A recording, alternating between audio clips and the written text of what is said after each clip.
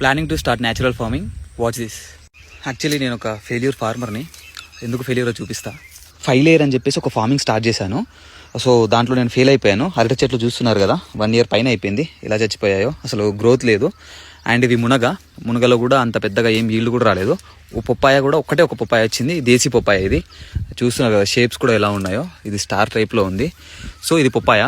So ఇది growth రాలేదంటే చాలా రకాల రీజన్స్ ఉన్నాయి. సీడ్ ప్రాబ్లం కావచ్చు, నేను మెయింటెనెన్స్ కావచ్చు, వాటర్ ఇవ్వకపోవడం, దానికి సరైన గ్రోత్ ఫెర్టిలైజర్ ఇవ్వకపోవడం లాంటి ప్రాబ్లం. ఈ బాక్స్ వచ్చేసి నా బేసిక్ నాలెడ్జ్ తో పెట్టాను. నేను ఎక్కడ ఫామ్ విజిట్ చేయలేదు, ఏం చేయలేదు, జస్ట్ చూశాను, వీడియోస్ చూసి స్టార్ట్ చేశాను. యూట్యూబ్ లో చాలా వీడియోస్ చూడడం, దాని నుంచి కొంచెం నాలెడ్జ్ తెచ్చుకొని స్టార్ట్ చేశాను. దీనివల్ల నాకు మంచి ఎక్స్పీరియన్స్ అయితే వచ్చింది. సో దాంట్లో వచ్చిన నాలెడ్జ్ తో వెనకాల కనిపిస్తుంది కదా, ఇదే అనమాట.